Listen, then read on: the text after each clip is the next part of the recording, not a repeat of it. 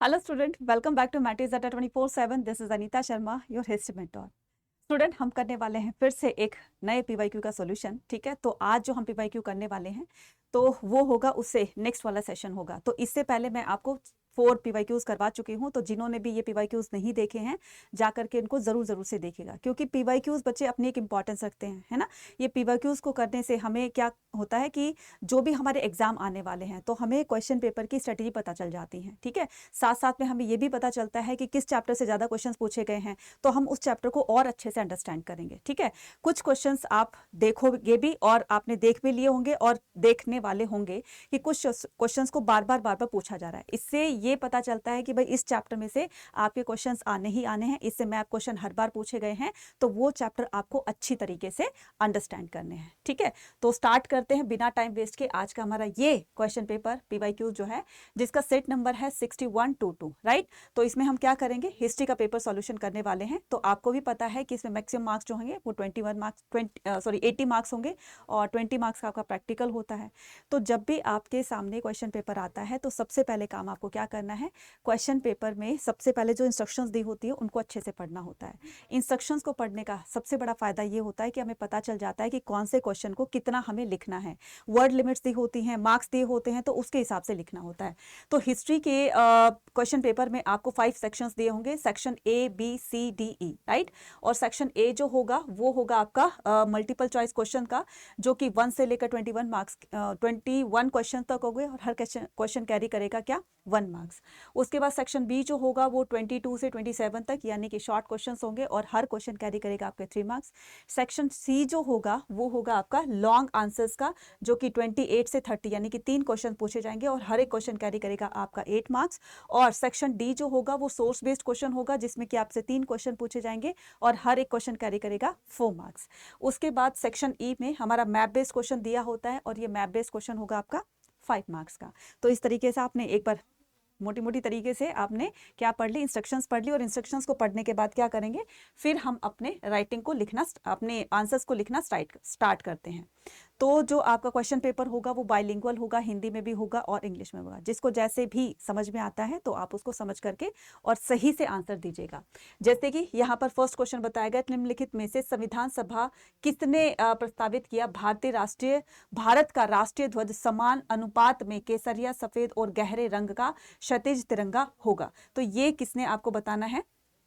हिंदी में समझ नहीं आता तो इंग्लिश में, who among the following in the constitution assembly who propose the horizontal tricolour the national flag of the saffron white and green in equal proportion, doctor Rajendra Prasad, Jawaharlal Nehru, Mahatma Gandhi या फिर K M Munshi. Answer will be who among the following the constitution assembly propose the horizontal tricolour. तो answer क्या हो जाएगा आपका, Jawaharlal Nehru is the correct answer. ठीक है बच्चे, आंसर क्या हो जाएगा, Jawaharlal Nehru is the correct answer. ठीक है, तो आंसर टिक करना है आपको जवाहरलाल नेहरू पे। Read the given information and identify the leader of the 1857 revolt from the option. तो आपको क्या करना है, रिवोल्ट के ये जो क्वेश्चन है 1857 के रिवोल्ट से, रिबेल्स एंड राज से, चैप्टर 11 से बार बार क्वेश्चन पूछा जाता है। तो इस चैप्टर को जरा ध्यान से और अच्छे से समझिएगा कि इसमें उस करेक्टर का नाम बताना है या उस राजा का नाम बताना है या उस लीडर का नाम बताना है जिसकी स्टेटमेंट यहाँ पर दी हुई है। Nawab of Awadh was, Nawab of Awadh, ठीक है, वो अवध का नवाब था। ठीक है, जिसको कि अवध के राज सिंहासन से हटा करके उनको कलकत्ता, ठीक है, उनको एग्जाइल कर दिया गया था, डिथ्रोन कर दिया गया था। British wrongly assumed him as a unpopular ruler, और ब्रिटिशर्स ने उन पर एलिगेंस लगा दिया था, एक दोष लगा दिया था किसका, कुशासन की नीति का। ठीक है, कि तुम कुशासन मतलब तुम ठीक से रूल नहीं कर पा रहे हो। तो किसके बारे में ये तीनों बातें बोली गई हैं, तो तीनों बातें बोली गई हैं किसके उनसे, ये बोली गई है वाजिद अली शाह से। ठीक है, ये क्या बोली गई है, वाजिद अली शाह के ऊपर बोली गई है सारी बातें। Arrange the following in a chronological order. अब आपको क्या करना है, इसको क्रोनोलॉजिकल ऑर्डर में अरेंज करना है। किनको करना है, कैसे करना है, यहाँ पर देखिए, arrange the following in the chronological order in the select that the correct order from the following option. तो सांथाल रिबेल कब हुआ था। अब ये ऐसे क्वेश्चंस को सॉल्व करने के लिए आपको क्या करना पड़ेगा, आपको इनके ईयर लर्न करने पड़ेंगे, यानी कि आपको टाइमलाइन लर्न करनी पड़ेगी। ठीक है, टाइमलाइन कैसे लर्न करी जाती है वो मैंने आपको पहले बता दिया था, तो जाकर के शॉर्ट को दोबारा से देख लीजिएगा किस तरह से आपको हिस्ट्री में डेट्स लर्न करनी है ना।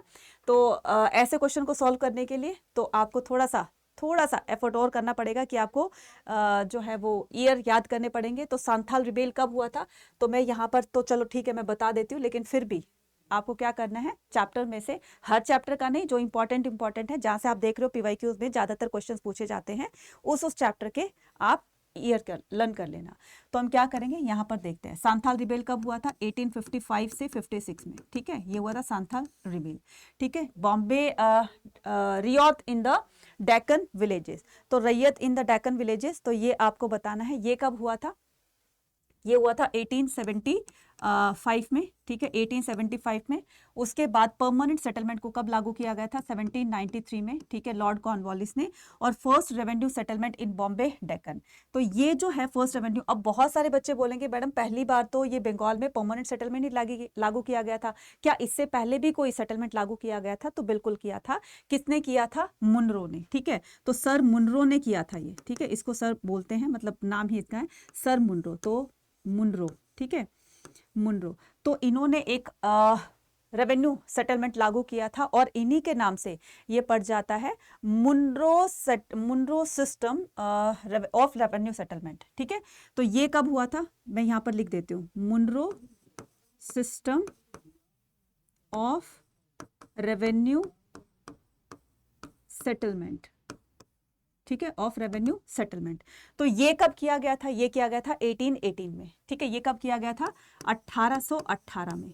ठीक है बच्चे, 1818 में। अब क्या करना है आपको, अब आपको इसको अरेंज करना है, तो जाहिर सी बात है कि सबसे पहले तो आपका क्या आ जाएगा 1793, क्योंकि 17 देख रहे हो ना, तो सबसे पहले 3 आ जाएगा, तो 3 इसमें आ गया है ये। ठीक है, इसमें भी नहीं है, इसमें भी नहीं है, तो एक में ही हमें आंसर मिल रहा है, तो हमें बाकी के आंसर्स को सोचने की, समझने की इतनी ज़्यादा हमें मेहनत मशक्कत नहीं करनी है, तो हमें एक ही में आंसर मिल गया है, तो आंसर क्या हो जाएगा ये।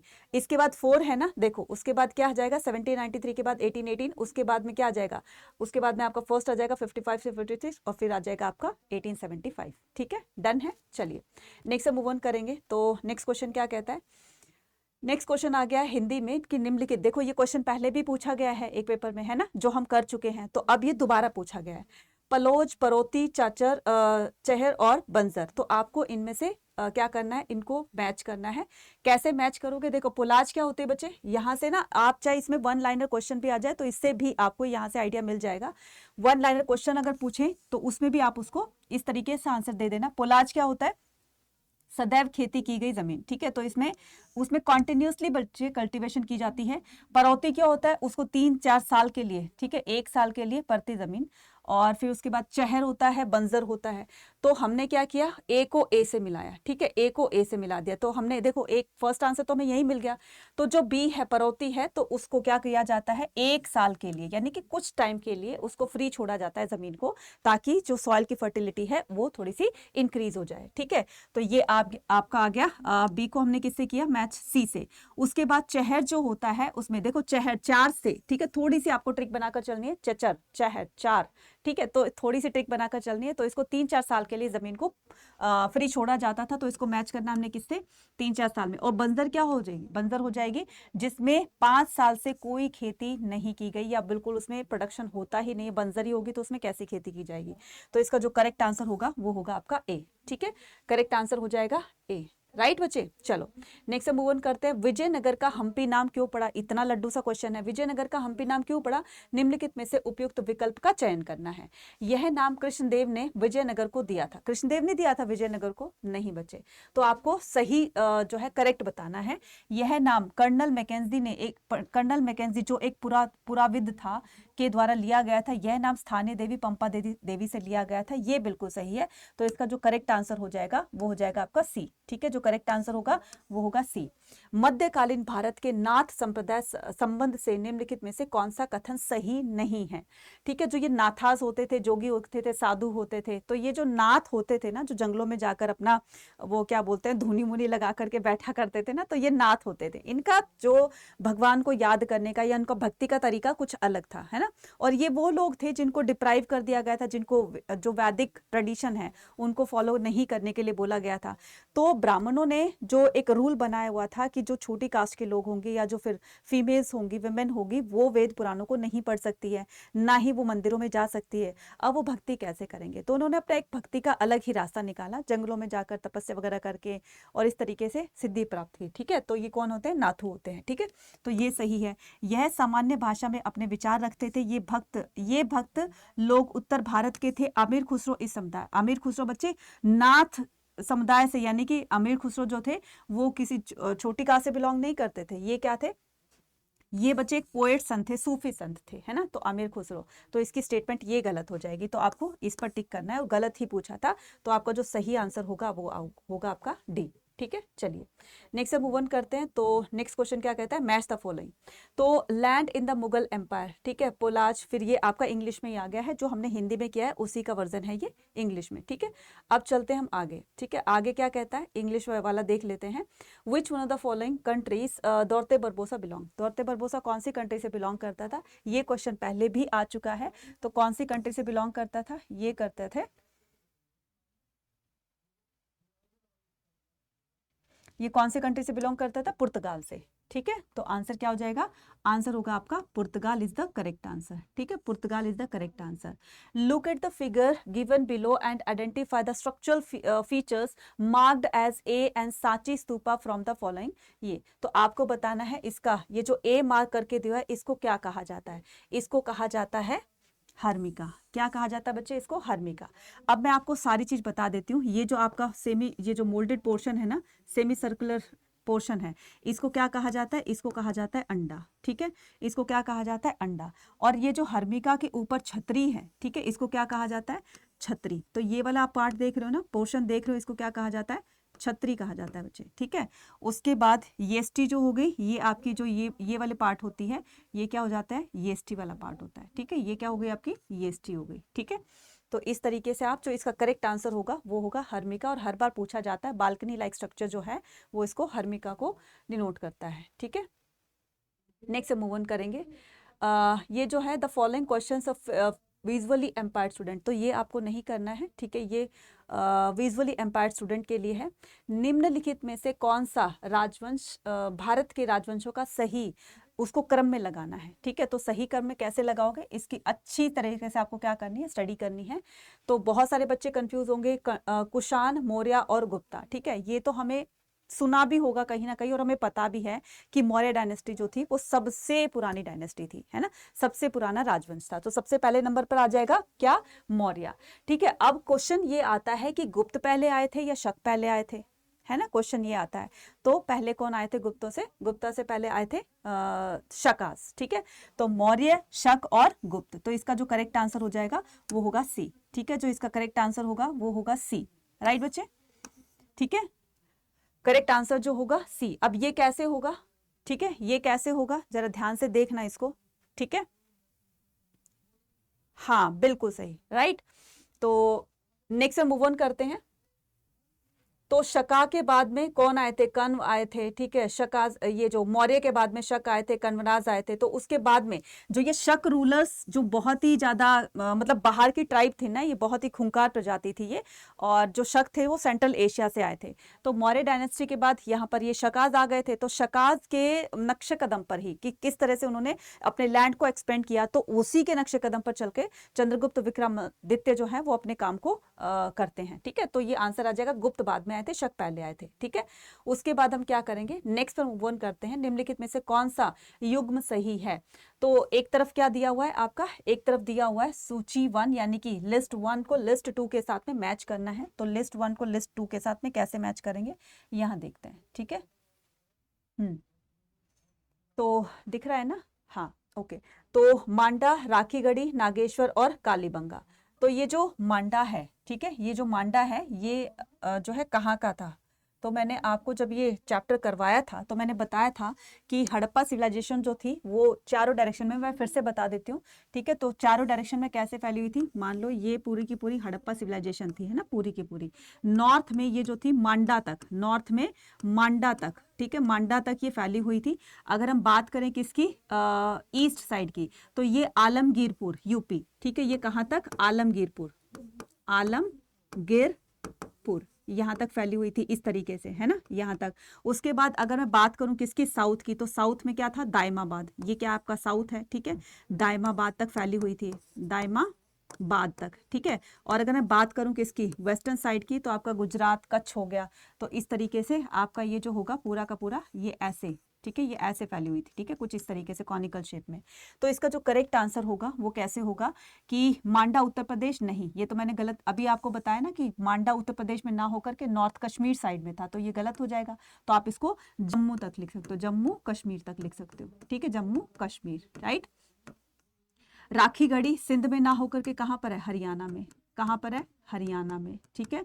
उसके बाद नागेश्वर गुजरात, ये बिल्कुल सही है। कालीबंगा राजस्थान, ये बिल्कुल सही है। तो आंसर क्या हो जाएगा आपका, 2, ये 3 and 4 is the correct answer, D इसका करेक्ट आंसर हो जाएगा, ठीक है बच्चे, डी इसका क्या हो जाएगा, करेक्ट आंसर हो जाएगा। नेक्स्ट मूव ऑन करते हैं। तो निम्नलिखित में से रानी प्रभावती किस वंश की थी, में से रानी प्रभावती किस वंश की थी, गुप्त की, कुषाण की, मौर्य की, वाकाटक की।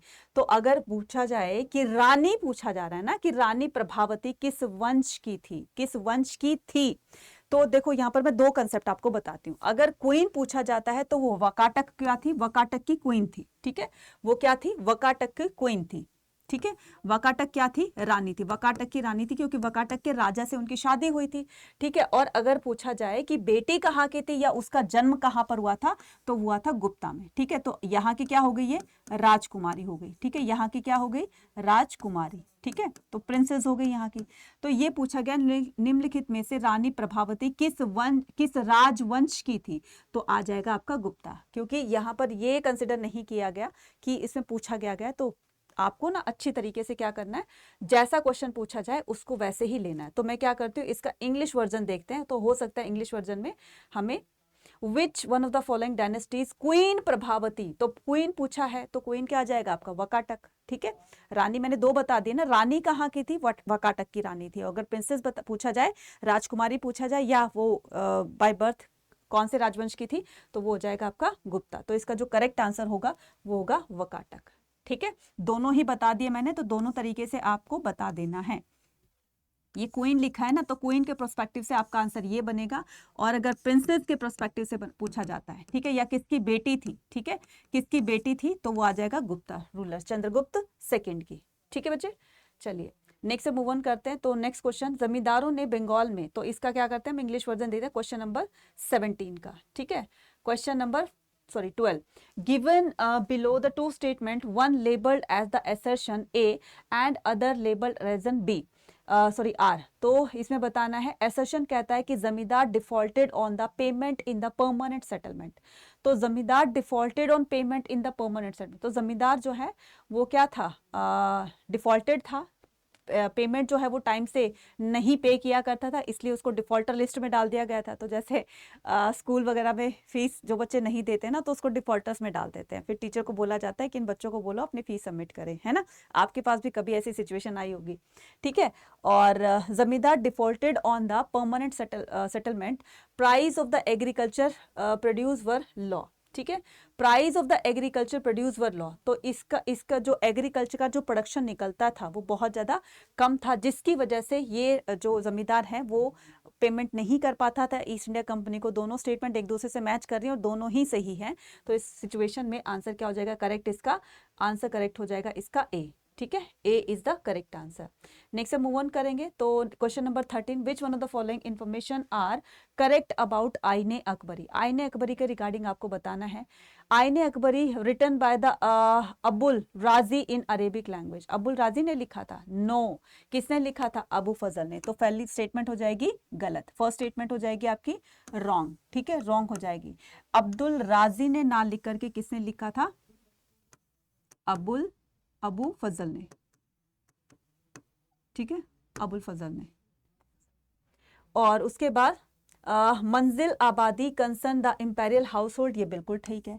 सिपा Abadi covers the military and the civil administration, ये बिल्कुल सही है, ठीक है, बिल्कुल सही है। Mulk Abadi deals with the fiscal slide of the empire, ये भी बिल्कुल सही है। तो आपका 2, 3, 4 सही होगा, 2, 3, 4 सही होगा, और ये आंसर जो है करेक्ट आपका ये हो जाएगा, ठीक है। तो ये हो गया आपका अबुल फजल, ठीक है। चलिए नेक्स्ट मूव ऑन करते हैं। तो ये रहा नेक्स्ट क्वेश्चन आपके सामने, विच one of the following pair is correctly match, इनमें से बताना है कौन सा करेक्टली मैच है। फिर से आ गया आपका 1857 के रिवोल्ट से क्वेश्चन। तो देख सकते हो क्वेश्चन, ये जो चैप्टर है कितना इंपॉर्टेंट है। तो कौन से लीडर किस स्टेट से बिलोंग करते थे, तो आपको बताना है, मैच करना है आपको, ठीक है। करेक्टली मैच है तो मैच करके आपको बताना है कौन सा गलत है और कौन सा सही है, ठीक है। तो इसमें करेक्टली आपसे एक ही पूछा है, लेकिन हम इसको सारे को करते हुए चलेंगे। कानपुर से कौन थे, तात्या टोपे थे? नहीं। कानपुर से तो कौन थे? कानपुर से नाना साहेब थे। मध्य प्रदेश शाहमल, बिहार कुंवर सिंह, उत्तर प्रदेश गुनु। तो इसका जो करेक्ट आंसर होगा आरा बिहार से राजा कुंवर सिंह क्या करते थे, इससे इसको लीड कर रहे थे, ठीक है। क्या कर रहे थे बच्चे? लीड कर रहे थे। तो आंसर क्या हो जाएगा? इसका आंसर हो जाएगा, पूछा गया है कौन सा करेक्टली मैच था, तो आपको बिहार से कौन लीड कर रहे थे? राजा कुंवर सिंह, ठीक है। नेक्स्ट मूव ऑन करेंगे। तो नेक्स्ट करेंगे, निम्नलिखित का सही मिलान करना है आपको, अलवराज और नैनाज। तो ये पंथ हैं और ये संत हैं, संत और पंथ क्या करना है? दोनों को मैच करना है, ठीक है। सही मिलान करना है आपको, अलवराज और नैनाज, ठीक है। ये कहाँ से? अलवराज अंडाल, नैनाज जो थे वो करियक्कल अम्मैयर। तो ये जो पोएट संत थी, कौन सी? अंडाल जो थी ये संत थी, है ना। ये संत जो थी ये कहाँ की, किस उसको मानती थी, किसकी फॉलोवर्स थी? अल्बराज की। तो मैंने आपको बताया था अंडाल ए से और अंडाल अल्बराज से। तो ये पोएट संत थी बच्चे, कहाँ की, किसकी डिवोटी थी? लॉर्ड विष्णु की। और लॉर्ड विष्णु के डिवोटीज को क्या कहते हैं? अल्बराज सेक्ट कहा जाता है। उसके बाद नैनार का संबंध जो है, ये करियक्कल अम्मैयर जो थी वो नैनार से संबंधित थे, ठीक है। तो नैनार्स की डिवोटीज थी कौन? करियक्कल अम्मैयर। सूफी वाद जो थे बाबा फरीद थे, और सिख धर्म थे गुरु गोविंद सिंह, ठीक है, गुरु गोविंद सिंह। तो इसका करेक्ट आंसर हो जाएगा आपका ये। तो देख लेते हैं इसमें करेक्ट आंसर क्या हो जाएगा। अच्छा, थोड़ा सा मैं इसको कर देती हूँ ताकि आपको चीजें सही से दिखाई दें, ठीक है। राइट बच्चे, तो ए को हमने मैच किया था किससे? ए को हमने मैच किया था 2 से, ठीक है। ए को हमने मैच किया था 2 के साथ में, ठीक है, ए को 2 से। तो ए को 2 ये रहा आपका, है ना, ए को 2। उसके बाद नैना एक बी को 3 से, बी को 3। तो आपका आंसर यहाँ पर ये आ गया है, ठीक है। Answer will be C. चलिए नेक्स्ट मूव ऑन करते हैं। तो नेक्स्ट क्वेश्चन, वैदिक परंपरा के संबंध में निम्नलिखित में से कौन सा सही नहीं है? आरंभिक वैदिक परंपरा को 1000 ईसा पूर्व से 1600 के बीच संकलित किया गया था। ये क्वेश्चन, ये स्टेटमेंट बिल्कुल सही है, वो सॉरी बिल्कुल गलत है। तो इसका जो करेक्ट आंसर होगा, यहाँ पर जो पूछा गया कि कौन सा सही नहीं है, तो ये जो वैदिक जो परंपरा थी, जो वैदिक ट्रेडिशन था, ठीक है, तो इसको कब लिखा गया था? इसको इंग्लिश वाला पढ़ते हैं हम 16 को, ठीक है। कई बार ऐसा होता है कि हमें हिंदी के वर्ड्स समझ में नहीं आते हैं ना, हिंदी की जो टर्म्स होती हैं वो समझ में नहीं आती है, तो हम इंग्लिश वाले पे चलेंगे। कई बार ऐसा होता है कि इंग्लिश में समझ नहीं आता है तो हम हिंदी में समझ लेंगे, ठीक है। हमें क्वेश्चन का आंसर सही देने से मतलब है। तो early Vedic tradition was compiled between the 1000 to 1600 CE, बताऊंगी मैं, ये स्टेटमेंट रॉन्ग है आपकी। The Rigveda consist of hymns in the praise of the Agni Indra सोम, बिल्कुल सही है। ऋग्वेद में इन तीनों देवताओं का वर्णन है। नेक्स्ट कहता है द राजसूय एंड द अश्वमेघ यज्ञ वर परफॉर्म बाय द किंग, बिल्कुल सही है। बड़े बड़े राजाओं ने, राजा रामचंद्र जी ने अश्वमेघ करवाया था, है ना। और many Vedic ideas were found in the Upanishad, और बहुत सारे आइडिया जो है वो उपनिषद में किए गए। और यहाँ पर करेक्ट जो इनकरेक्ट आंसर जो होगा वो होगा आपका ए, ठीक है, वो हो जाएगा आपका ए। ए क्यों होगा? क्योंकि 1500 टू 1000 BCE के बीच में इसको लिखा गया था, ठीक है। 1500 टू 1000 BC के बीच में इनको कंपोज किया गया था, तो इसलिए ये स्टेटमेंट हो जाएगी रॉन्ग, ठीक है। चलिए नेक्स्ट मूव ऑन करते हैं। तो which one of the following region of Harappa was called Ganeshwar Jodhpur culture. तो घनेश्वर जोधपुर कल्चर का रिलेशन किससे है? याद करो जरा, घनेश्वर जो ये जोधपुर कल्चर है तो ये राजस्थान से, और वो कल्चर जहाँ पर तांबे का बहुत ज़्यादा यूज़ किया जाता था, कॉपर जो मेटल्स होते थे, वेपन्स होते थे, टूल्स होते थे, उनका बहुत अच्छे से यूज़ किया जाता था। तो इसका संबंध किससे हो जाएगा हमारा? इसका संबंध हो जाएगा हमारा खेतरी से, ठीक है। Answer will B Khetri is the correct answer, ठीक है। आंसर क्या हो जाएगा? खेतरी, ठीक है। नेक्स्ट से मूव ऑन करेंगे। तो निम्नलिखित में से आपको करना है, मैच करना है। तो कौन, ये जो आपके थिंकर्स हैं और ये उनकी कंट्रीज हैं, ठीक है। तो कौन से थिंकर्स कौन सी कंट्री से बिलोंग करते थे, तो आपको मैच करना है, ठीक है, करेक्टली मैच। ज़ाराथुस्त्रा जो थे वो कहाँ के थे, वो ईरान के थे, जो कि बिल्कुल सही है, ठीक है, जो कि बिल्कुल सही है। तो ये ईरान के थे, करेक्ट। कॉन्गजी जो थे वो चाइना के थे, ठीक है, कॉन्गजी जो थे वो चाइना के थे। यहाँ पर जापान लिखा है, बल्कि मैं आपको बता देती हूँ ये कहाँ के थे, चाइना के। सुक्रेत कहाँ के थे, ग्रीस के थे, ठीक है। तो ये भी आ जाएगा, यहाँ पर आ जाएगा ग्रीस, ठीक है। उसके बाद महावीरा कहाँ के थे, श्रीलंका के ना होकर ये कहाँ के थे, इंडिया के, ठीक है, इंडिया के। राइट बच्चे, चलिए नेक्स्ट मूव ऑन करेंगे। तो अब ये मत बोलना कि मैडम उनका जन्म तो लुम्बिनी में हुआ था, नेपाल में हुआ था। बच्चे फिलोसफर थिंकर तो वो यहाँ के थे ना, यहाँ के लोगों को उन्होंने उपदेश वगैरह दिए थे ना। उत्तर प्रदेश में याद करो जरा, उनका फर्स्ट सेरेमनी कहाँ पर हुआ था, सारनाथ में, जो कि उत्तर प्रदेश, जो कि कहाँ पर है, इंडिया में, है ना। तो इनका जो एक जो रिलेशन है या इनकी जो टीचिंग्स ज़्यादा से ज़्यादा सबसे पहले इंडिया में, बाकी तो उससे स्प्रेड होती हैं, ठीक है, नो डाउट स्प्रेड होती हैं। फिर वो देखो जन्म तो उनका वहां पर हुआ, तो सच की प्राप्ति करने के लिए ये घूमते रहते थे। तो घूमते घूमते इंडिया आ गए, वहां पर बिहार में बोध गया ट्री है, वहां पर मेडिटेट करके उनको सच की प्राप्ति हुई। तो इनका जो ज्यादा हम जो रेशो देखेंगे ना, वो किसकी तरफ है, इंडिया की तरफ, ठीक है। तो हम क्या करेंगे, given below are the two statement, one label और the assertion and second one is reason. तो एसेशन कहता है Lahore session of the Congress 1929। Lahore session जो है वो कब हुआ था, 1929 में हुआ था, बिल्कुल सही है। प्रोक्लेमेशन मतलब उद्घोषणा, तो कमिटमेंट द पूर्ण स्वराज और द कंप्लीट इंडिपेंडेंसी वाज पास। तो इसी लाहौर सेशन में ही कंप्लीट इंडिपेंडेंसी की डिमांड को रखा गया था, बिल्कुल सही। दोनों स्टेटमेंट सही हैं और दोनों ही क्या कर रही हैं, दोनों ही एक दूसरे से मैच करती हैं। तो करेक्ट आंसर क्या हो जाएगा, करेक्ट आंसर हो जाएगा इसका ए, ठीक है। चलिए, इजी है ना, कुछ क्वेश्चंस आपको मुश्किल लग रहे हो, कुछ बहुत ही कम, है ना, बाकी तो सारे आप इजीली कर पा रहे हो, है ना, क्योंकि हमने ये क्वेश्चन जो है वो बार बार हमारे पीवाईक्यूज में पूछे जा रहे हैं और मैं भी करवा चुकी हूँ आपको हर तरीके के क्वेश्चंस। तो एक बार जाकर के आप भी उसको अच्छी तरह से समझिएगा एक बार और, ठीक है। उसके बाद who among the following travels from the Portugal, Portugal से कौन था, देखो इसको पहले किसी और तरीके से पूछा था, अब किसी और तरीके से।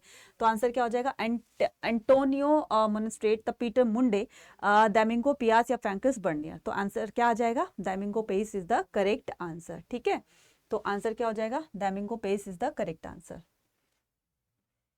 ठीक है। ये भी पुर्तगाल का निवासी था और डोर्ते बरबोसा भी पुर्तगाल का निवासी था। Who among the following demand justice for women. तो ये क्वेश्चन पहले भी आ चुका है एक पेपर में, ठीक है। तो किसने वुमेन के लिए जस्टिस की डिमांड करी, तो आंसर क्या हो जाएगा, हंसा मेहता। आंसर क्या हो जाएगा, हंसा मेहता, ठीक है। चलिए नेक्स्ट मूव ऑन करेंगे। तो अब हमारे हो गए हैं 21 क्वेश्चन खत्म, ठीक है, ओवर हो गए, मतलब हमने अब पूरे सारे के सारे एमसीक्यूज कर लिए हैं। अब हम आते हैं अपने सेक्शन बी पर, जिसमें हम करेंगे शॉर्ट क्वेश्चंस, ठीक है, शॉर्ट आंसर्स करेंगे, जो कि हर क्वेश्चन कैरी करेगा आपके 3 मार्क्स। तो ज़्यादा उसको बड़ा नहीं लिखना है, 3 मार्क्स में पूछा गया, अगर पॉइंट्स में लिख दो आप 4 से 5 पॉइंट लिख दिए, सफिशियंट है, ठीक है। चलिए, जमीन से मिलने वाला राजस्व मुगल साम्राज्य की आर्थिक बुनियाद किस प्रकार था। तो उदाहरण से स्पष्ट करना है। मुगल ग्रामीण समाज में गांव पंचायत की भूमिका, अब ये पंचायत का जो पंचायत फंक्शन जो है या पंचायत का रोल है, दो से 3 बार ये पूछा जा चुका है आपके पीवाईक्यूज में। तो सोच सकते हो कि ये जो क्वेश्चन है बहुत बहुत ज्यादा इंपॉर्टेंट है, ठीक है। तो इस चैप्टर से भी आपके हर बार क्वेश्चन पूछे जाते हैं। तो आपको बताना है कि पहले हम फर्स्ट वाला करते हैं। तो जमीन से मिलने वाला राजस्व, यानी कि जो मुगलों के पास जो अर्निंग का सोर्स था वो क्या था, वो था एग्रीकल्चर, ठीक है। वो क्या था, वो था एग्रीकल्चर, ठीक है। एग्रीकल्चर क्या थी बच्चे, बैकबोन थी, आप कह सकते हो ये जो बेसिक यूनिट थी, ठीक है, बेसिक यूनिट ऑफ, ठीक है, बेसिक यूनिट थी। और ये बेसिक यूनिट क्या थी, ये विलेज थे, ठीक है। ये क्या थे बच्चे, विलेज थे, ठीक है, राइट बच्चे। तो ये जो विलेज थे ये क्या थे, एग्रीकल्चर की बेसिक यूनिट थी। और इन्हीं से ही जब 100% में से 85% लोग जो हैं वो गांव में रहा करते थे, रूरल एरिया में रहा करते थे और वहां पर एग्रीकल्चर किया करते थे।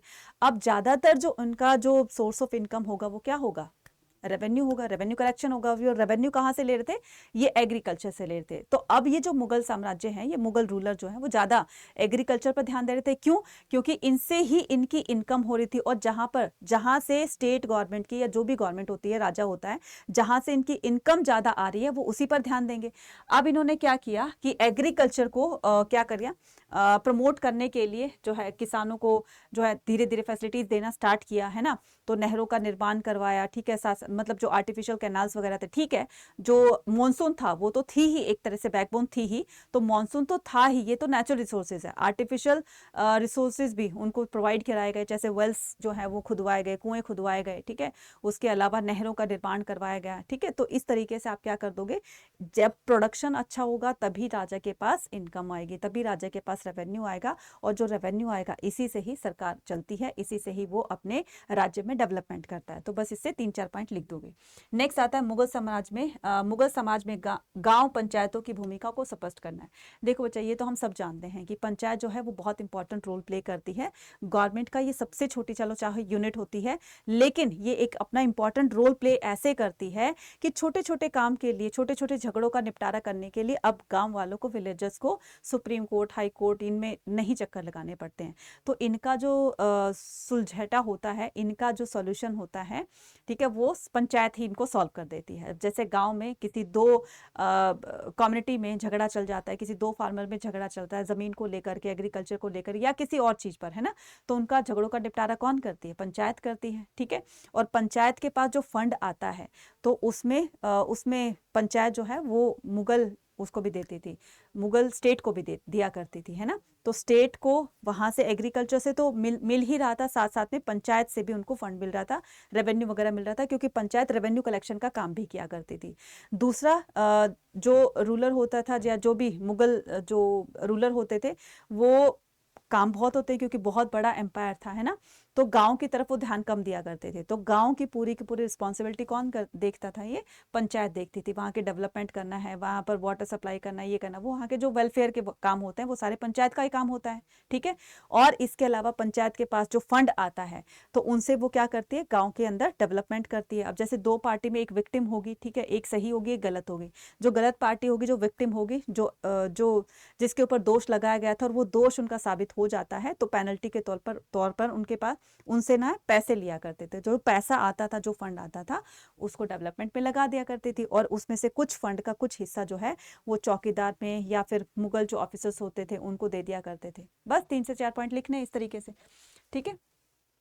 नेक्स्ट, मोहनजोदारो एक सुनियोजित शहरी केंद्र था। मोहनजोदारो के बारे में लिखना है, उपयुक्त तर्कों के साथ इसको सही कथन की पुष्टि करनी है। तो कैसे आपको बताना है, इसमें आपको 3 से 4 पॉइंट लिखने हैं बस। तो सबसे पहले आप इसमें कर दोगे, जो इसका दी बेस्ट फीचर था वो था इसका ड्रेनेज सिस्टम, ठीक है। वो क्या था? Drainage system. तो ड्रेनेज सिस्टम इसका बाकी के कंपैरेटिवली जितनी भी सिविलाइजेशन थी कंटेम्प्ररी, ठीक है, तो सबसे अच्छा जो ड्रेनेज सिस्टम था वो हड़प्पा सिविलाइजेशन का था। और ये जो ड्रेनेज सिस्टम है खास करके मोहनजोदारो में देखा गया था, ठीक है। और वहां पर मोहनजोदारो को 2 पार्ट में डिवाइड किया गया था, ठीक है। तो एक पार्ट था आपका सिटाडेल, ठीक है, 2 पार्ट्स, ठीक है, 2 पार्ट्स। तो एक में क्या किया था? सिटाडेल था, एक पार्ट क्या था? सिटाडेल था, और दूसरा क्या था? Lower town. दूसरा क्या था? Lower town. तो इनको ना कैटेगराइज किया गया था। सिटाडेल में बड़ी बड़ी बिल्डिंग्स बनी हुई थी। अब इन बिल्डिंग्स का नाम ले दोगे, जैसे ग्रेट बाथ था, ठीक है, जैसे ग्रेट बाथ था, और ग्रेट ग्रेनरी थी, ठीक है। क्या थी? ठीक है, ग्रेट ग्रेनरी। अब ये ग्रेनरी क्या होता है? ग्रेनरी क्या होता है? विशाल अन्नागार, यानी कि जहां पर उसको ग्रेन्स को स्टॉक किया जाता है ना। तो वो क्या हो गए? उनके अन्नागार हो गए। तो सिटाडेल में इस तरह की 2 बड़ी बड़ी बिल्डिंग्स पाई गई थी, और ग्रेट बाथ तो था ही बहुत बहुत ही ज्यादा अच्छा था, जिसकी जो एक कहते हैं ना यूनिकनेस जो होती है वो बाकी कहीं भी और नहीं देखी गई, ठीक है। ये 2 पॉइंट लिख दिए। थर्ड पॉइंट में लिख दोगे आप इसमें कि ठीक है, तो लोगों के जो घरों का स्ट्रक्चर था कि लोग किस तरह के घरों में रहते थे, है ना। स्मॉल होता था बट ब्यूटीफुल होता था, ठीक है, स्मॉल होता था बट ब्यूटीफुल होता था, ठीक है। ब्यूटीफुल और स्मॉल कैसे होता था कि छोटे छोटे घर बने होते थे, इनके घरों में ना विंडो वगैरह नहीं, मतलब विंडो नहीं होती थी, सिर्फ एक डोर ही होता था, ठीक है। और उसको इस तरीके से बनाया जाता था कि सामने जो एंट्रेंस गेट होता है, कोई भी विजिटर आए तो उनको अंदर का व्यू नहीं दिखता था। तो उसको इस तरीके से भूल भुलैया तरीके से पहले यहाँ क्रॉस करना होता था, आगे जाना होता था, यहाँ पर फिर उनको किचन नहीं दिखाई दी, डायरेक्ट जो है उनको कोई व्यू नहीं दिखता था। तो बस उसको इस तरीके से भूल भुलैया तौर पर बनाया गया था। तो बस उसमें से 3-4 से पॉइंट लिख दोगे। और मोहनजोदारो में हमें जो है वो प्रिस्ट किंग की मूर्तियां भी मिली। तो ये जो था, और हाँ, इसमें जो है काफी जो क्राफ्ट प्रोडक्शन का काम भी किया जाता था। तो यहाँ पर कर दोगे क्राफ्ट प्रोडक्शन, ठीक है, क्राफ्ट प्रोडक्शन, ठीक है, क्राफ्ट प्रोडक्शन का काम भी किया जाता था, वेट मेकिंग, सील मेकिंग, बाकी तो और साइड में किया जाता था, थोड़ा बहुत यहाँ भी किया जाता था, है ना। तो और यहाँ से जो ट्रेडिंग जो एक्टिविटीज होती थी वो भी मोहनजोदारो से हुआ करती थी। तो बस उसको आप ना इलेबरेट कर दोगे, 3 से 4 पॉइंट आप लिख दोगे। नेक्स्ट आता है 12th सेंचुरी में कर्नाटक में वीर शैव संतों द्वारा एक धार्मिक और सामाजिक आंदोलन हुआ, ठीक है। तो उपयुक्त बिंदुओं के साथ कथन को स्पष्ट करना है। तो हमें क्या करना है, वीर शैव के बारे में बताना है, ठीक है। वीर शैव का लिटरल मीनिंग क्या होता है बच्चे, ठीक है। तो ये ना कर्नाटक में, ठीक है, स्टार्टेड इन कर्नाटका, ठीक है। तो ये कहाँ से स्टार्ट हुआ था, कर्नाटका से, ठीक है, कर्नाटका। और किसने स्टार्ट किया था, किसने स्टार्ट किया था, बसवन्ना ने। किसने स्टार्ट किया था, बसवन्ना ने, ठीक है।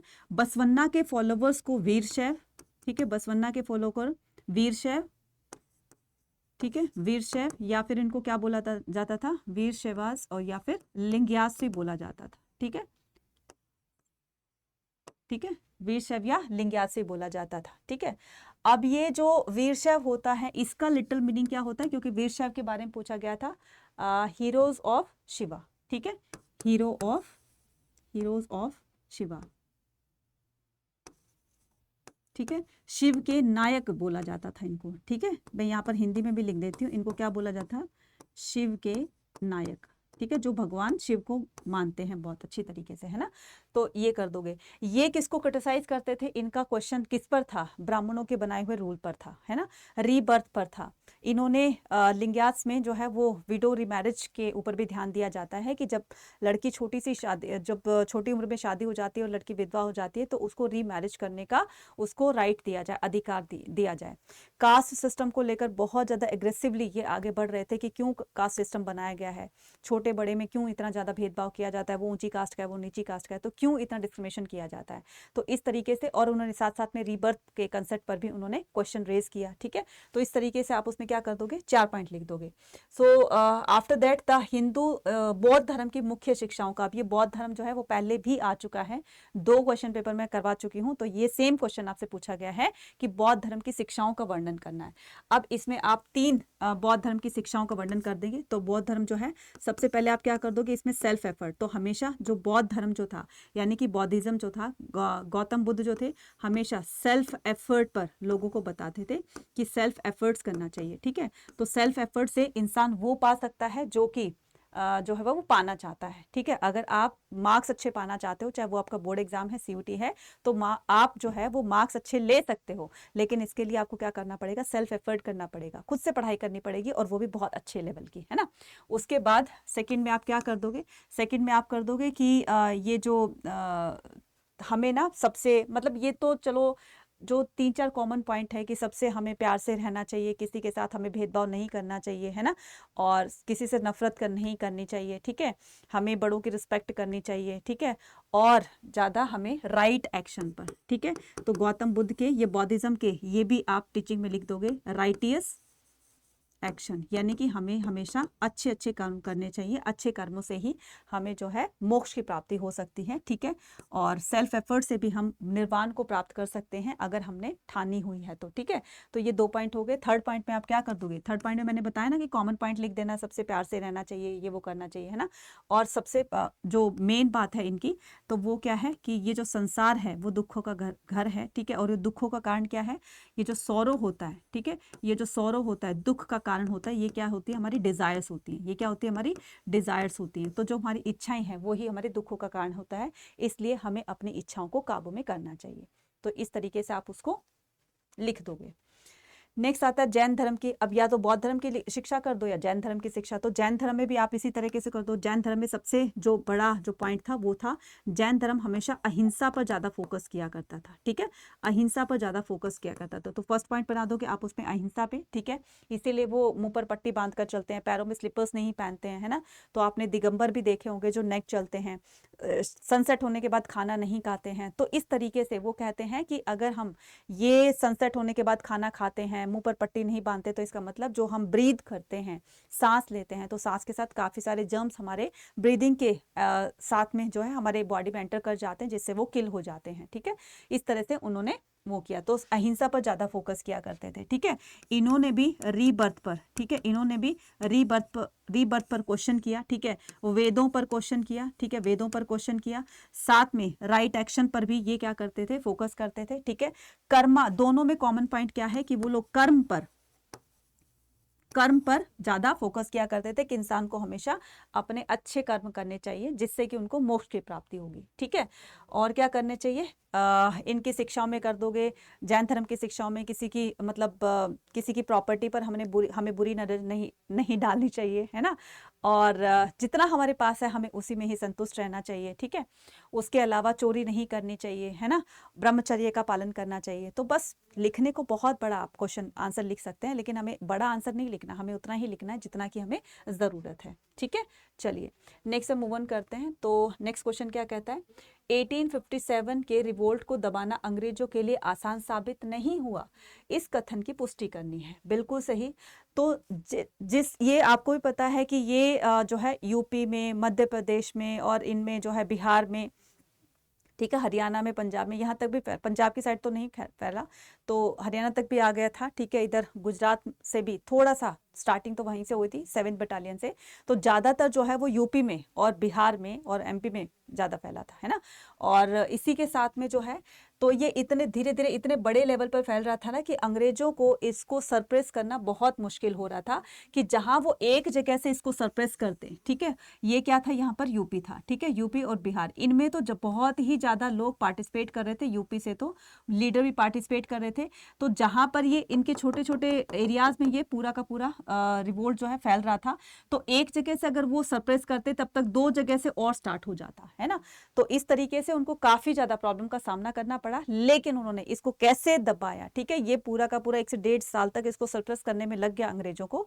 तो इनका जो एक पॉइंट आप कर सकते हो, जैसे किसी राजा के साथ में सहायक संधि, यानी कि ये जो आपका कौन सा सब्सिडरी लाइंसेस है, तो इसके थ्रू भी कि सहायक संधि, तो सबसे पहले पॉइंट क्या बनाओगे, तो किसी राजा को सब्सिडरी लाइंसेस, ठीक है, सब्सिडरी, ठीक है, सब्सिडरी अलायंस। अब ये सब्सिडरी अलायंस क्या होता है, मतलब कि जिसको कहते हैं सहायक संधि, जिसको क्या कहते हैं, सहायक संधि। तो किसी राजा को सहायक संधि पर हस्ताक्षर करने के लिए मजबूर किया गया, उनको डराया धमकाया गया कि देखो, या तो तुम इस पर साइन कर दो, नहीं तो तुम्हारा सारा राज्य, जब हम तुमसे लड़ाई करेंगे, बैटल करेंगे, तभी भी तो तुम हारोगे और फिर तुम सारा राज्य अपना पार्ट खो दोगे। तो बेटर है कि तुम राजा बने रहो, हमें कोई दिक्कत नहीं है, बस जो तुम्हारे ऊपर जो रिस्ट्रिक्शंस लगाएंगे तुम्हें उनको फॉलो करना है। अब वो रिस्ट्रिक्शंस क्या थी, रिस्ट्रिक्शंस थी कि अब तुम्हें अपनी आर्मी नहीं रखनी है, थोड़ी बहुत जो आर्मी रखोगे उसी में हमारे जो है वो सोल्जर्स होंगे, और इनका पूरा का पूरा खर्चा वगैरह जो है वो तुम ही लोग इसको दोगे, है ना। और दूसरा क्या किया गया था, डॉक्ट्राइन ऑफ लैप्स। ये जो डॉक्ट्राइन ऑफ लैप्स है, ठीक है, डॉक्ट्राइन ऑफ लैप्स, इसको क्या कहते हैं, हड़प की नीति कहते हैं, है ना। इसको क्या कहते हैं, हड़प की नीति। अब ये हड़प की नीति क्या थी, ठीक है, हड़प की नीति क्या थी, हड़प की नीति, ठीक है। हड़प की नीति क्या थी कि जिस भी राजा के मेल सक्सेसर नहीं होता था, राजा रानी का मेल सक्सेसर नहीं होता था, जैसे कि बेटा नहीं होता था, तो उसके राज्य को ब्रिटिश एम्पायर में मिला लिया जाएगा, और जो इस बात को मानने से इनकार करेगा उसके साथ बैटल करते थे, जैसे झांसी की रानी के साथ हुआ था। तो इस तरीके से इन्होंने, ठीक है, सरप्रेस किया, लोगों को मारा पीटा, ये किया, अरेस्ट किया, ठीक है, उनको फांसी पर लटकाया, ठीक है, और साथ साथ में दहशत का माहौल लोगों के बीच में क्रिएट कर दिया था, जैसे लोगों को अरेस्ट करके और जिंदा जो गांव के बीच में जो पेड़ होता है उनके भी उनके ऊपर ना फांसी उनको फांसी से लटका दिया करते थे। साथ साथ में जैसे तोपें होती थी, कैनन्स होते थे, उनके मुंह के आगे और उनको रिबेलियंस को बांध दिया जाता था और वो आग लगा दी जाती थी। इस तरीके से उनके बॉडी के पीसेस हो जाया करते थे। ठीक है, लेकिन इन पूरे कामों में उनको जो है वो इतना टाइम लग गया था, करीब करीब 1 to 1.5 ईयर। ठीक है, तो ये पूरा लिख दोगे। संविधान सभा में मजबूत केंद्र के पक्ष में दिए गए तर्कों का व्याख्या करना है। तो बच्चे जो हमारी सेंट्रल गवर्नमेंट है ना, वो सेंटर हमारा ज़्यादा स्ट्रॉन्ग होना चाहिए। क्यों? क्योंकि सेंटर पर रिस्पॉन्सिबिलिटी ज़्यादा होती है। ठीक है, तो आप एक पॉइंट बना दोगे, मोर रिस्पॉन्सिबिलिटी। ठीक है, मोर रिस्पॉन्सिबिलिटी। ठीक है, मोर रिस्पॉन्सिबिलिटी, ये सब्सिडियरी लाइन से है। ठीक है, तो मोर रिस्पॉन्सिबिलिटी। ठीक है, तो मोर रिस्पॉन्सिबिलिटी में क्या कि केंद्र के पास यानी कि सेंटर के पास पूरी एंटायर कंट्री की रिस्पॉन्सिबिलिटी होती है। तो जाहिर सी बात है कि उनको राइट उनको पावर ज़्यादा देनी चाहिए कंपैरेटिव टू स्टेट गवर्नमेंट के, है ना। तो बाहर के जो आपके फॉरेन अफेयर्स हैं, ठीक है, बाहर के जो फॉरेन अफेयर्स हैं, तो फॉरेन अफेयर्स में क्या करोगे, फॉरेन अफेयर्स में शॉर्ट में लिख देती हूँ। फॉरेन अफेयर्स में जैसे बाहर के देशों के साथ में ट्रेडिंग रिलेशंस बनाने हैं, मैत्रीपूर्ण संबंध रखने हैं, तो वो काम कौन करेगी? सेंट्रल गवर्नमेंट करेगी। दूसरा, हमारे आर्मी का पूरा जो नंबर 1 पे आप फॉरेन अफेयर्स करोगे, सेकंड पे क्या करोगे? आर्मी कर दोगे। तो तीनों जो हमारी आर्मी है, ठीक है, तीनों हमारी एयरफोर्स हो गई, नेवी हो गई, ठीक है, आपकी फोर्स हो गई, तो तीनों आर्मी की जो पूरी की पूरी पावर है, ठीक है, उस पर जो कंट्रोल होगा वो हमारी सेंट्रल गवर्नमेंट का होगा। क्योंकि आर्मी जो हमारे पूरे देश को चारों तरफ से प्रोटेक्ट रखती है। ठीक है, तो वो इंटरनली क्या होगा, जो देश के अंदर जो लोग रहते हैं उनको क्या करेगी? प्रोटेक्ट करेगी।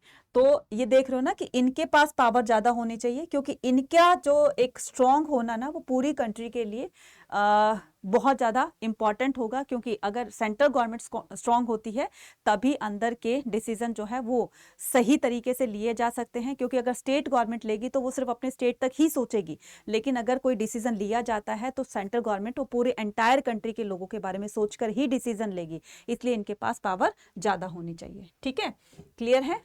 चलिए नेक्स्ट हम मूव ऑन करेंगे। तो नेक्स्ट क्या कहते हैं, अब आते हैं हम सेक्शन इस पर बी पर ही नेक्स्ट पर करते हैं। ठीक है, ये आपका हो गया इंग्लिश वाला जो अभी हमने हिंदी में किया था। ठीक है, नाउ अब क्या करते हैं, हम लॉन्ग आंसर्स पर आ गए हैं। मौर्य काल के अभिलेख, फिर से आ गया मौर्य काल का। ठीक है, मौर्य काल के अभिलेखों का अर्थ कैसे निकाला गया, अभिलेखों की सीमाओं की व्याख्या करनी है। तो इसका जो इंग्लिश वर्जन है देखो यहाँ पर, how were the inscriptions of the Maurya period deciphered, explain the limitation of the epigraphy.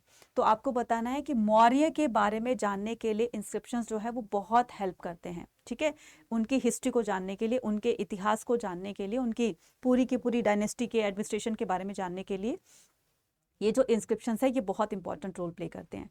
अब इनको कैसे पहचाना गया? ठीक है, तो खास करके अशोका के इंस्क्रिप्शंस, ठीक है, खास करके अशोका के इंस्क्रिप्शंस जिसमें कि ब्राह्मी और खरोष्टी स्क्रिप्ट, ठीक है, ब्राह्मी और खरोष्टी, ठीक है, ये दोनों क्या थी? ये दोनों स्क्रिप्ट थी। ठीक है, ये दोनों स्क्रिप्ट थी। अब अशोक के शिलालेख जो होते थे, अशोक के जो इंस्क्रिप्शंस होते थे वो इन दोनों स्क्रिप्ट में लिखे होते थे। ठीक है, ये स्क्रिप्ट है। और अगर लैंग्वेज की बात आए तो क्या हो जाएगा? प्राकृत। ठीक है, क्या आ जाएगा? प्राकृत। ठीक है, और आपका एरामाइक। ठीक है, प्राकृत और एरामाइक। ठीक है, तो ये इन भाषाओं में लिखे रहते। खास करके हमारे ज्यादातर इंस्क्रिप्शन जो है वो अशोका के प्राकृत भाषा में लिखे होते थे। ठीक है, उसके अलावा क्या होता था कि ये जो इन पर जो कंटेंट लिखा होता था, ठीक है, वो उसको डिसाइफर नहीं किया जा सका। क्योंकि ये जो ब्राह्मी और खरोष्टी स्क्रिप्ट थी तो ये पहले किसी को आती नहीं थी। तो सबसे पहले ना एक पर्सन था जिसका नाम था क्या? James Prinsep. जिसका नाम क्या था? जिसका नाम था जेम्स प्रिंसेप। ठीक है, जेम्स प्रिंसेप था। इन्होंने 1838 में सबसे पहले अशोका के खरोष्टी और ब्राह्मी स्क्रिप्ट में लिखे हुए इंस्क्रिप्शंस को पहचाना। ठीक है, अब ये जेम्स प्रिंसेप कौन थे? ये एक ऑफिसर थे। ठीक है, ये एक ऑफिसर थे कहाँ के? ईस्ट इंडिया कंपनी में, जो कि क्या करते थे? मिंटिंग का काम किया करते थे। मिंटिंग मतलब जैसे सिक्कों पर छपाई करना होता था, उस पर जो लिखा होता है उसको स्टडी करना होता था, उन सिक्कों पर लिखा क्या है, तो इस तरह का काम किया करते थे। और इस तरह के काम करने वाले यानी कि इंस्क्रिप्शंस की स्टडी करने वाले, ठीक है, ठीक है, इंस्क्रिप्शंस की स्टडी करने वाले को क्या कहा जाता है? एपिग्राफिस्ट। क्या कहा जाता है, एपिग्राफिस्ट कहा जाता है। ठीक है, तो ये किसने, जेम्स मिन्सप ने 1838 में अशोका के इंस्क्रिप्शंस को सबसे पहले डिसाइफर किया, और फिर इसके बाद एक जितने भी अशोका के इंस्क्रिप्शन मिले, हालांकि अभी भी पूरी तरीके से नहीं मिले हैं, अभी भी रिसर्च जारी है, अभी भी इंस्क्रिप्शंस मिल रहे हैं, लेकिन जितने मिले उनको पढ़ने की कोशिश की गई, और पढ़ने के बाद पता चला कि इन पर ये लिखा हुआ है, जिससे कि हमें मौर्य के बारे में काफ़ी सारी जानकारी मिलती है। इसके अलावा हमें वहाँ की लिटरेचर बुक भी मिलती है, हमें ट्रैवलॉग्स, हमें जो ट्रैवलॉग्स मिलती है, ट्रैवलर के द्वारा लिखी गई बुक भी मिलती है। जैसे चंद्रगुप्त मौर्य के शासनकाल में कौन आया था, एक मेगास्थनीज आया था, है ना, सेल्यूकस निकेटर का ये क्या था, एक ये मैसेंजर था जो चंद्रगुप्त मौर्य के शासनकाल में आता है, वहाँ पर कुछ दिन ठहर करके और उनके एडमिनिस्ट्रेशन सिस्टम को देखता है, और अपनी बुक इंडिका में, ठीक है, मेगास्थनीज की बुक क्या थी, इंडिका, और अपनी इंडिका में क्या लिखता है, इसके बारे में पूरा का पूरा डिफाइन करता है कि मौर्य का जो प्रशासन प्रणाली थी, मौर्य की जो एडमिनिस्ट्रेशन पॉलिसी जो थी, एडमिनिस्ट्रेशन सिस्टम था, वो किस तरीके का था, वो पूरी की पूरी बातें बताता है। ठीक है, तो आप उसमें क्या कर दोगे, लिमिटेशंस ऑफ एपिग्राफी। अब ये यहाँ पर एक क्वेश्चन हमारा खत्म हो गया, explain the limitation of epigraphy. अब ये एपिग्राफी में किस तरह की लिमिटेशंस, किस तरह की प्रॉब्लम्स हमारे हिस्टोरियन को, हमारे आर्कियोलॉजिस्ट को फेस करनी पड़ती है, तो वो यहाँ पर हम बताएंगे। सबसे पहले इनके जो लेटर्स होते थे, इनके में पे जो लिखा होता था, ठीक है, वो क्या होता था, फेंट हो चुका होता था। ठीक है, फेंटेड मतलब धूमिल सा, धुंधला धुंधला सा, क्लियर नहीं दिखाई दे रहा था। ठीक है, उसके बाद सेकंड में कर दो आप मिसिंग लेटर।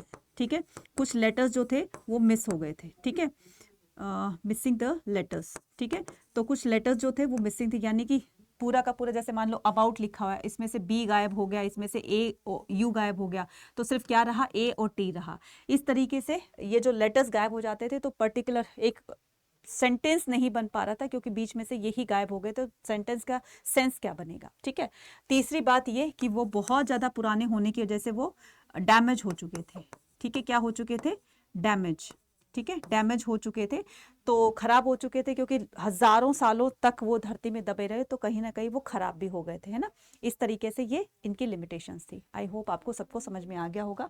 अब चलते हैं अपने नेक्स्ट पार्ट की तरफ। ठीक है, चलिए, examine the features of the fortification of the Vijayanagar empire. ठीक है, तो विजयनगर एम्पायर की फोर्टिफिकेशन के बारे में आपको बताना है। ठीक है, अब ये कौन, जो पोर्तुगीज ट्रैवलर था, ठीक है, कौन, जो दौड़ते बरबोसा था, ठीक है, जो ट्रैवलर्स आए थे, तो वो विजयनगर की फोर्टिफिकेशन को देखकर बहुत ज़्यादा सरप्राइज होते हैं, क्योंकि विजयनगर को ना क्या किया गया था। अच्छा, पहले जब आप इस क्वेश्चन का आंसर दोगे, तो सबसे पहले क्या करोगे, विजयनगर को थोड़ा सा डिफाइन करना है। ठीक है, विजयनगर जो है वो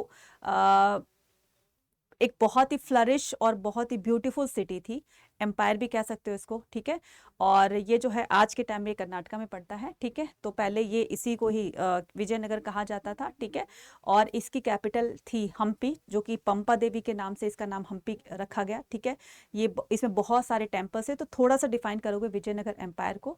उसके बाद क्या करोगे, विजयनगर एम्पायर को ना जो है वो फोर्टिफाइड किया गया था, तो fortification of the Vijayanagar empire, फिर इस तरह की कैप्शन बना करके, हेडिंग बना करके फिर लिखोगे।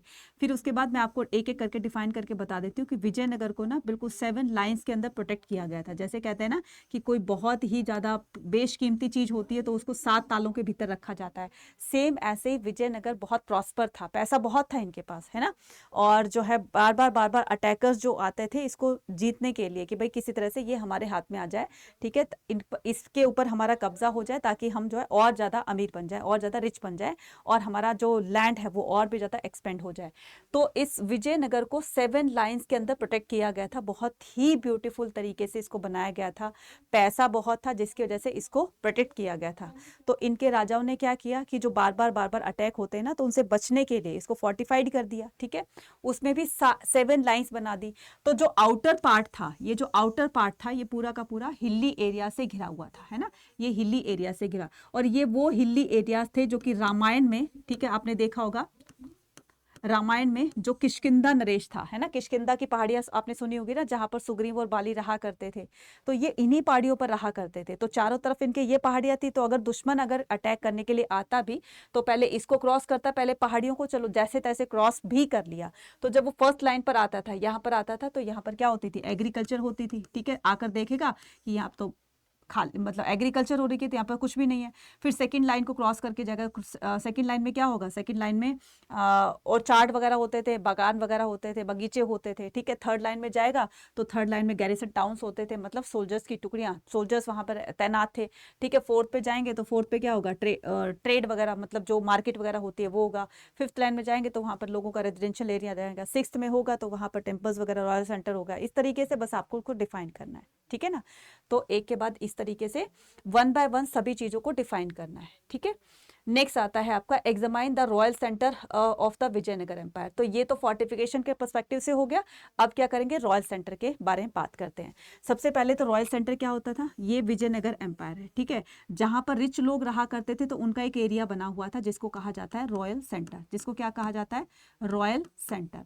इस रॉयल सेंटर के थ्रू क्या बताया गया था, रॉयल सेंटर में करीब करीब 60 टेम्पल्स थे और इसके अलावा जो थी बिल्डिंग्स, बहुत एक से एक बड़े पैलेसेस बने हुए थे। उसमें से एक जो था वो राजा का पैलेस भी था, ठीक है। इसमें सारे के सारे 60 टेम्पल्स बने होते थे, ठीक है। 60 टेम्पल्स में 30 जो है बिल्डिंग्स बनी होती थी और इसके अलावा इनमें बहुत बड़े बड़े पैलेसेस बने होते थे। इन पैलेसेस में सबसे बड़ा, ठीक है, लार्जेस्ट जो पैलेस होता था या लॉन्गेस्ट लार्जेस्ट कह लो, सबसे बड़ा, ठीक है, जो पैलेस होता था वो किंग्स का पैलेस था, ठीक है, किंग्स पैलेस, ठीक है, किंग का पैलेस होता था। ये जो किंग का पैलेस था इसको दो भागों में बांटा गया था, 2 पार्ट में डिवाइड किया गया था। तो एक में क्या था, एक में था महानवमी डिब्बा, ठीक है, महानवमी डिब्बा और महानवमी डिब्बा। दूसरा क्या था, ऑडियंस हॉल, ठीक है, दूसरे में ऑडियंस हॉल। यानी कि इस राजा का जो पैलेस था उसका एरिया इतना बड़ा था कि इस बड़े से एरिया को, क्योंकि बहुत ज़्यादा स्पेस था, तो वो जो स्पेस था, ओपन स्पेस था, उसमें 2 तरह के प्लेटफॉर्म्स बनाए गए, है ना। तो ये प्लेटफॉर्म थे, एक तो था महानवमी डिब्बा, दूसरा क्या था, ऑडियंस हॉल। महानवमी डिब्बा जो होता था वो बहुत क्या है, महानवमी डिब्बा को जैसे हमारे यहाँ हिंदुओं में, नॉर्थ इंडिया में 9 डेज का फेस्टिवल नवरात्रि सेलिब्रेट किए जाते हैं, ऐसे ही वहाँ पर महानवमी डिब्बा को सेलिब्रेट किया जाता था, ठीक है। इसके अलावा बहुत सारे टेम्पल्स भी वहाँ पर थे, जिसमें कि हजार राम टेम्पल जो था वो भी आप उसमें लिख सकते हो, है ना। तो वो राजा का पर्सनल अपना टेम्पल होता था जहाँ पर राजा वर्शिप किया करता था, ठीक है। और राजा के जो वो होते थे, कर्टियर्स होते थे या उनके जो नॉबल्स होते थे, वो भी रॉयल सेंटर में रहा करते थे। और रॉयल सेंटर में उसकी रिचनेस की वजह से इसको, विजयनगर को इस तरीके से फोर्टिफाइड किया गया था, क्योंकि अगर कोई दुश्मन इन पर अटैक करता तो इनको लूट कर ले जाता था, काफ़ी सारे पैसे उनके पास आ जाते। इस तरीके से रॉयल सेंटर को आप डिफाइन कर दोगे, ठीक है। रॉयल सेंटर को भी फोर्टिफाइड किया गया था, इसका भी ध्यान रखना। नेक्स्ट आता है, there are the different sources provide as the special insight into the working of Mahatma Gandhi in the national movement of India. Explain the statement with example. There are different sources that provide as the special insight. हमें ऐसे बहुत सारे sources मिलते हैं जिसकी वजह से हमें गांधी जी के बारे में पता चलता है, महात्मा गांधी के पॉलिटिकल करियर के बारे में पता चलता है। वो सारा आपको डिफाइन करना है, ठीक है। तो हमें बताना है कि वो कौन कौन से डिफरेंट सोर्सेज है प्रोवाइडर्स। तो हमने इसमें एक बताना है कि गांधी जी की जो बायोग्राफीज थी, ऑटोबायोग्राफी, ठीक है, ऑटोबायोग्राफी, ठीक है। उसके बाद आपकी बायोग्राफीज हो जाएंगी, ठीक है, इनके ऊपर बायोग्राफीज भी लिखी गई थी, उनसे गांधी जी के बारे में, उनके पॉलिटिकल लीडर्स के पॉलिटिकल करियर के बारे में पता चलता है। इसके अलावा लेटर्स थे, ठीक है, लेटर्स थे, और आपके न्यूज़पेपर थे, ठीक है, न्यूज़पेपर थे, ठीक है, न्यूज़पेपर थे, और उनकी स्पीचेस वगैरह थी, ठीक है, उनकी स्पीचेस वगैरह थी, मैगजीन वगैरह थी। इन सभी से हमें क्या पता चलता है, गांधी जी के पॉलिटिकल करियर के बारे में पता चलता है कि गांधी जी ने किस तरह से साउथ इंडिया से आकर के, साउथ इंडिया से कब आए थे वो, 1915 में साउथ इंडिया से इंडिया आए थे, 1915 में, ठीक है, 1915 में। और फिर 1916 में क्या किया गया था, 1916 में BHU की ओपनिंग जब हो रही थी, ठीक है, हिंदू बनारस यूनिवर्सिटी की, तब उनको वहाँ पर इनविटेशन के लिए बुलाया गया था। उनकी फर्स्ट पब्लिक अपीयरेंस भी वहीं पर देखी गई थी। पहली बार लोगों से फेस टू फेस वो वहीं पर कनेक्ट हुए थे अपने स्पीच के थ्रू। तो पहली बार उन्होंने अपनी स्पीच यहाँ पर दी थी, ठीक है। और इन स्पीचेस को जो है वो रिकॉर्ड किया गया मैगजीन वगैरह में, ठीक है, मैगजीन में रिकॉर्ड किया गया। कहीं पर इनका जो एक संरक्षण था या इनको एक रिकॉर्ड के तौर पर रखा गया, तो वो नेशनल म्यूजियम में आज भी हमारे पास रिकॉर्ड रखे होते हैं। ठीक है, जो ये अपनी फैमिली को, अपने जो उनके जो पॉलिटिकल लीडर्स थे जो उनके साथ में काम करते थे, तो उनको लेटर्स वगैरह लिखते थे, तो उनके लेटर से भी पता चलता था कि गांधी जी हमेशा अपने देश के बारे में सोचते थे। उनके जो पर्सनल लेटर भी होते थे ना, उसमें भी एक नेशनलिज्म की फीलिंग जो है वो झलकती है कि वो हमेशा अपने देश के बारे में कोई ना कोई ऐसी बात बोलते थे कि अब मैं यहाँ पर बिजी हूँ, अब मेरा अगला कदम ये होगा, ये होगा। तो गांधी जी के पॉलिटिकल करियर के बारे में हमें यहाँ से पता चलता है। इसके अलावा एनसीएम हो गया, इनके आंदोलन और इनके मूवमेंट के बारे में लिख देंगे। ठीक है, एनसीएम हो गया जो कि नॉन कॉपरेशन मूवमेंट कब स्टार्ट किया जाएगा गांधी जी के द्वारा, एनसीएम जो कि होगा 1920। ठीक है, 22 में ये बंद कर दिया जाएगा। क्यों बंद कर दिया जाएगा? चौरी चौरा इंसिडेंट की वजह से। ठीक है, इसका भी रिकॉर्ड जो है मेंशन, देखो ये जो ब्रिटिशर्स होते थे ये हर चीज का रिकॉर्ड रखते थे, कब क्या घटना घटी, कब क्या इंसिडेंट हुआ, कब कौन सा इनके द्वारा पॉलिटिकल एक्टिविटीज की गई, तो वो सारा रिकॉर्ड वो रखते थे। तो ब्रिटिश रिकॉर्ड के पर्सपेक्टिव से भी, ठीक है, रिकॉर्ड्स ऑफ, ठीक है, records of east India company. ठीक है, ईस्ट इंडिया कंपनी के ऑफिसेज में जो रिकॉर्ड रूम होता था, तो उनके रिकॉर्ड रूम से भी हमें काफ़ी चीज़ें पता चलती हैं। तो एनसीएम हो गया, फिर आपका नॉन कॉपरेशन मूवमेंट, तो ये हो गया। उसके बाद आपका क्या आ जाएगा? उसके बाद आपका सिविल डिसओबीडिएंट मूवमेंट आ जाएगा। ठीक है, सिविल डिसओबीडिएंट मूवमेंट में भी कर दोगे क्या क्या चीज़ें लिखी गई थी। तो इनसे क्या होता था, गांधी जी के बारे में ये पता चलता है कि वो कितने बड़े नेशनल लीडर थे जो हमेशा अपने देश के बारे में सोचते थे, और इनकी जो पॉलिटिकल एक्टिविटीज़ थी, ठीक है, जिनके बिहार पर इन्होंने एक से एक बड़े मूवमेंट को लॉन्च किया। फिर इस तरह से क्विट इंडिया मूवमेंट कर दोगे, तो इस तरीके से वो आप गोलमेज सम्मेलन होता है, मतलब राउंड टेबल है, तो वो आप सारा उसमें लिख दोगे। ठीक है, तो इस तरीके से लिख करके क्या करते हैं, हम आगे क्वेश्चन पर बढ़ते हैं। Why many scholars return the month of the after independence as being the finest arts, explain with example. Why have many scholars, बहुत सारे स्कॉलर्स यूं बोलते हैं क्या, कि बहुत सारे स्कॉलर्स का मानना है कि कई विद्वानों ने स्वतंत्रता के बाद के महीनों को गांधी जी का श्रेष्ठतम क्षण क्यों कहा है। देखो, कई विद्वानों स्वतंत्रता के बाद के महीनों को गांधी जी का श्रेष्ठतम क्षण क्यों कहा है, उदाहरण के सहित आपको व्याख्या करनी है। 1947 में जब इंडिया इंडिपेंडेंट हो गया था, फ्री हो गया था, तो एक तरफ तो खुशी का माहौल था, तो दूसरी तरफ दुख का माहौल भी था। ठीक है, दुख का माहौल कैसे था कि अब इंडिया और पाकिस्तान दो अलग कंट्री बन रही थी, है ना। जैसे ये तो वही बात हो गई कि घर में फंक्शन है और अगले दिन आपका बोर्ड एग्जाम है ना। तो वो सिचुएशन जो होगी वो सेम इसी तरह की सिचुएशन थी कि आज़ादी तो मिल गई, लेकिन यार ये आज़ादी कहीं ना कहीं इनकम्प्लीट सी रह गई है। क्यों? क्योंकि अब इंडिया और पाकिस्तान दो अलग कंट्री बन गई है, जो कि दो पहले एक हुआ करते थे, हिंदू मुस्लिम, लेकिन अब ये दो भाई अलग अलग हो रहे हैं, है ना। तो गांधी जी ने क्या किया, इनको रोकने की काफ़ी कोशिश की कि ये बंटवारा ना हो। ठीक है, तो बंटवारा ना हो इसके लिए वो लोगों से मिलते हैं, इसीलिए वो पॉलिटिकल लीडर से मिलते हैं, मुस्लिम लीग के मोहम्मद अली जिन्ना से बात करते हैं, उनसे बार बार मीटिंग करते हैं। लेकिन क्या था, तय तो हो गया था कि 1940 में जो इसकी पाकिस्तान के अलग होने की डिमांड को एक्सेप्ट कर लिया गया था। 1940 में डिमांड रखी गई थी मुस्लिम लीग के द्वारा कि हमें अलग पाकिस्तान बनाना है। ठीक है, मुस्लिम लीग के द्वारा क्या किया गया था, पाकिस्तान की डिमांड को रखा गया था 1940 में। जब 1947 में जब हम फ्रीडम हो गए, मतलब हम फ्री हो गए, इंडिपेंडेंट हो गए, ठीक है, तो उस इंडिपेंडेंसी के बाद एक तरीके से ये सिचुएशन हो गई थी कि एक तरफ दुख का माहौल था, तो दूसरी तरफ थोड़ा सा दुख का माहौल था और खुशी का माहौल भी था। तो दोनों सिचुएशन एक साथ चल रही थी। तो गांधी जी ने जो ये बड़े लेवल पर जो किलिंग चल रही थी, है ना, जगह जगह पर हिंदू मुस्लिम एक दूसरे से लड़ रहे थे, बहुत ज़्यादा ब्लड शेड हो रहा था।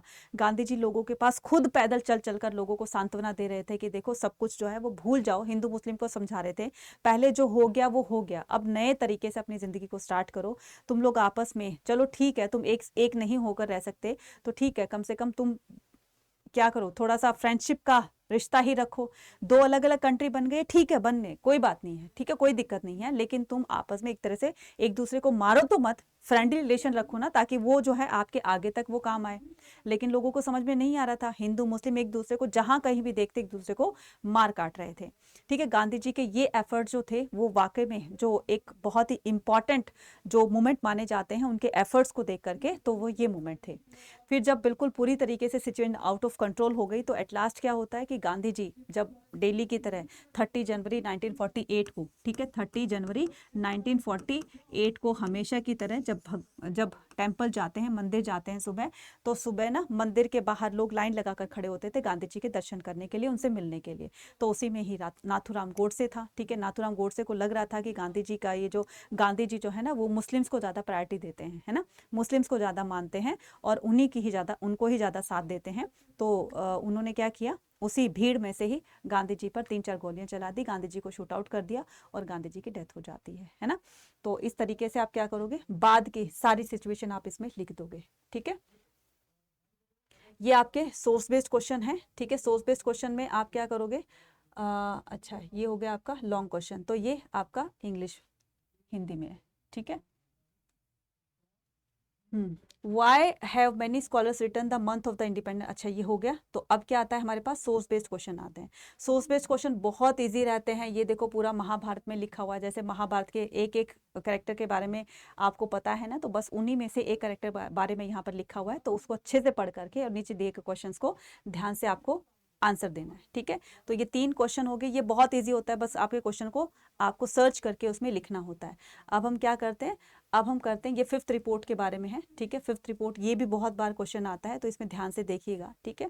नेक्स्ट मूव ऑन करते हैं, तो हमारा जो लास्ट क्वेश्चन है वो होगा हमारा मैप बेस्ड क्वेश्चन होगा। इस मैप बेस्ड क्वेश्चन में आपसे पूछा जाएगा उज्जैनी जो एक महाजनपद था, कालीबंगा क्या था, कालीबंगा को लोकेट करना है, और पानीपत, ठीक है। पानीपत मुगलों का एक नियंत्रित क्षेत्र था जो कि हरियाणा में था, या फिर तंजावुर मध्यकालीन साम्राज्य।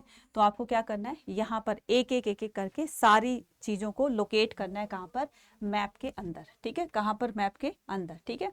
और जो नेक्स्ट क्वेश्चन दिया होगा वो आपको ए और बी टैग करके दिया होगा, तो ए और बी में क्या करेंगे, ध्यान से कहाँ पर ए को लोकेट किया गया, कहाँ पर बी को लोकेट किया गया, तो ध्यान से उसमें पढ़ेंगे, ठीक है बच्चा। यहाँ तक समझ में आ गया, तो फटाफट फटाफट से जल्दी से मुझे एक बार थम्स अप शो कर दो, जल्दी से, जल्दी जल्दी से।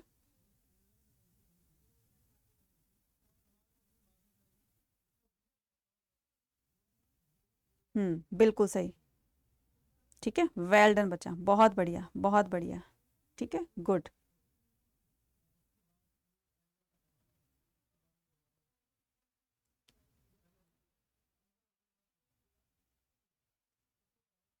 क्लियर, यहां तक क्लियर हो गया सभी को, क्लियर बच्चा, बताओ बताओ जल्दी से। Very good very good.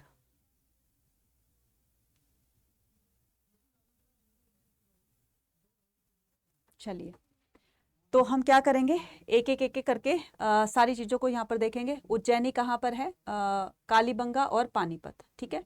चलिए मैप के क्वेश्चन पर आते हैं, ठीक है, मैप के क्वेश्चन पर आते हैं, और ये इस तरह का मैप आपको दिया होगा, ठीक है, ये मैप दिया होगा, आपको मैप बताना है। तो फर्स्ट क्वेश्चन क्या था हमारा, फर्स्ट क्वेश्चन था उज्जैनी का, ठीक है। उज्जैनी कहाँ पर है, तो ये आपका आ जाएगा उज्जैनी कहाँ पर, एमपी में। तो एमपी में इसको लोकेट कर दोगे, ठीक है, एमपी में क्या कर दोगे, इसको लोकेट कर दोगे, ठीक है, एमपी में लोकेट कर दोगे इसको, राइट। तो ये जो है आपका राजस्थान हो गया, ये गुजरात हो गया, ये हो गया आपका एमपी। तो एमपी कहाँ पर, गुजरात में, सॉरी एमपी में आप उसको उज्जैनी को लोकेट कर दोगे, ठीक है। ये क्या हो गया आपका उज्जैनी, ठीक है। उसके बाद क्या था आपका पानीपत, पानीपत ये हो गया आपका पंजाब हो गया, ये हो गया हरियाणा। तो हरियाणा के अंदर क्या आ जाएगा आपका, पानीपत आ जाएगा, ठीक है, क्या आ जाएगा, पानीपत, ठीक है, पानीपत आ गया। उसके बाद थर्ड क्वेश्चन क्या था, थर्ड क्वेश्चन क्या था,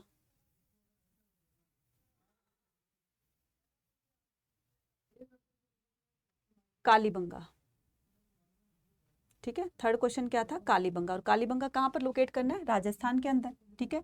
तो यहाँ पर लोकेट कर दोगे आप कालीबंगा, ठीक है, राइट, कालीबंगा लोकेट कर दोगे। अब ए और बी में आपको दिया हुआ है, ए में क्या करना है, बी में क्या करना है, वो देखना है। तो ए और बी में क्वेश्चन क्या कहता है, क्वेश्चन को जरा ध्यान से पढ़ लीजिएगा, ठीक है। ए क्या कहता है, ए कहता है आपका कि same of the outline 2 places regarding the centre of the Indian national movement have been mark. तो इंडियन नेशनल मूवमेंट से ये क्वेश्चन है, ठीक है। ए इंडियन नेशनल मूवमेंट का एक हिस्सा था। तो ए में क्या था, ये आप ए देख रहे हो ना, ये क्या था बच्चे, ये आपका अमृतसर जलियांवाला बाग हत्याकांड वहां पर हुआ था, ये आपका हो जाएगा पंजाब। ठीक है, ये क्या हो जाएगा पंजाब, और पंजाब के अंदर क्या था, अमृतसर। ठीक है, पंजाब के अंदर अमृतसर था, और अमृतसर में क्या हुआ था, ये पंजाब है। ठीक है, पंजाब में क्या है, अमृतसर है। ठीक है, अमृतसर है, और अमृतसर में जलियांवाला बाग जो है हत्याकांड हुआ था। ठीक है, कब हुआ था, 1919 में। ठीक है, उसके बाद बी में है, तो बी में क्या है, ये पूरा क्या है, यूपी है। ठीक है, और यूपी में क्या था, ठीक है, अब बिहार तो कर नहीं सकते, जहां पर वो किया था आपका, क्या बोलते हैं उसको, बस आपको ना स्टेट का नाम बताना है। तो ये क्या है, उत्तर प्रदेश है। यहाँ पर क्या था, गोरखपुर चोरी चोरा इंसिडेंट था, है ना। तो यहाँ पर क्या कर दोगे, यूपी कर दोगे, स्टेट का नाम आपको बताना है। ठीक है, चोरी चोरा इंसिडेंट यहाँ पर हुआ था। तो इस तरीके से 1922 में चोरी चोरा इंसिडेंट हुआ था। तो फटाफट से आप क्या कर दोगे, इसको हाईलाइट कर दोगे। ठीक है, ये थे बच्चे आज के क्वेश्चन पूरी तरीके से। और अगर आप मेरे साथ और अच्छी तरीके से तैयारी करना चाहते हो बोर्ड एग्जाम प्लस सीयूटी की, तो आप आ सकते हो कहाँ पर, आप मेरे साथ आ सकते हो सीयूटी के महापैक के अंदर। ठीक है, आपको क्या करना है, यहाँ पर सर्च करना है आपको अड्डा 24/7। जैसे आपने सर्च किया तो वहाँ पर आपको करना है, यहाँ पर फर्स्ट ऑप्शन पे क्लिक करना है, यहाँ पर करना है ऑल कोर्सेज पे क्लिक, यहाँ पर करना है आपको under grade entrance exam. Then आप हिंदी मीडियम के हो या इंग्लिश मीडियम के हो, तो आप कोई भी हो। ठीक है, एक चीज़ का हमेशा याद रखना, कोई भी कॉल आती है तो आप प्लीज़ उस पर ट्रस्ट मत कीजिएगा। ठीक है, क्योंकि कॉलर जो होते हैं वो आपके हो सकता है कि कई बार फेक भी होते हैं। तो इसलिए जो फैकल्टी का कोड मैं आपको बता रही हूँ, आप उसको लगाकर ही परचेज कीजिएगा। ठीक है, तो आंसर क्या हो जाए, देखो फिर ये क्या हो जाएगा आपका आर्ट्स। ठीक है, हिंदी में भी हो, चाहे वो इंग्लिश के हो, चाहे वो आप किसी भी स्ट्रीम के अपने दूसरे फ्रेंड्स को बता सकते हो, तो वो अपने स्ट्रीम के अकॉर्डिंग चूज कर लेंगे। आप आर्ट्स के स्टूडेंट हो तो आर्ट्स पे क्लिक करना है। ये रहा आपका महापैक। ठीक है, इस महापैक के अंदर आपको एक नहीं दो नहीं, पूरे आपके 6 to 7 सब्जेक्ट्स आपको पढ़ाए जाएंगे, जो कि आपके सीयूटी में आपके काम आएंगे। यानी कि इसी के बिहार पर आपको सीयूटी का एग्जाम देना होगा। और बोर्ड एग्जाम के बाद इतना टाइम नहीं बचेगा कि आप सीयूटी का एग्जाम दें। तो आपको क्या करना है इसमें बाय नाउ, क्योंकि ये जो महापैक है ना बच्चे, इसमें सारे बैचेस फ्री ऑफ कॉस्ट मिलेंगे। यानी कि जितने भी बैचेस सीयूटी के एग्जाम तक आते रहेंगे हमारी तरफ से, अड्डा 24/7 की तरफ से, वो सारे बैचेस आपको फ्री ऑफ कॉस्ट मिलेंगे। तो आपको बार बार परचेज नहीं करना पड़ेगा। एक बार दो बार नहीं, आपको कम से कम 4 से 5 बार सिलेबस इसमें कंप्लीट कराया जाएगा। साथ साथ में आपको रिवीजन भी कराई जाएगी, टेस्ट वगैरह भी दिए जाएंगे। तो बहुत अच्छी आप प्रिपरेशन करके जा सकते हो। तो इसमें क्या करना है, आपको बाय नाउ पर करना है क्लिक, और यहाँ पर Y489 कूपन कोड लगा देना है। Y489 कूपन कोड लगा दिया, अप्लाई कर दिया। अब ये देखो, ये कोर्स आपका कितने का हो गया है, 9129 का। ठीक है, तो आपको क्या करना है बच्चे, अभी से प्रिपरेशन कर दो, क्योंकि फिर बाद में जो है इतना टाइम नहीं मिलेगा। फिर चीज़ें आप बार पे ऊपर ऊपर से पढ़कर जाओगे तो एक जो डीप में नॉलेज है वो कहीं ना कहीं आपकी छूट जाएगी, अधूरी रह जाएगी। इसलिए जब पढ़ना ही है तो तरीके से पढ़ो उसको। ठीक है, और अभी से अपनी प्रिपरेशन स्टार्ट कर दो, ताकि आप अपने दोनों एग्जाम में अच्छा स्कोर कर पाएँ। ठीक है, इसी के साथ हम करेंगे आपसे क्या, लेते हैं विदा और मिलते हैं फिर अपने नेक्स्ट वीडियो में। Till then take care, bye bye.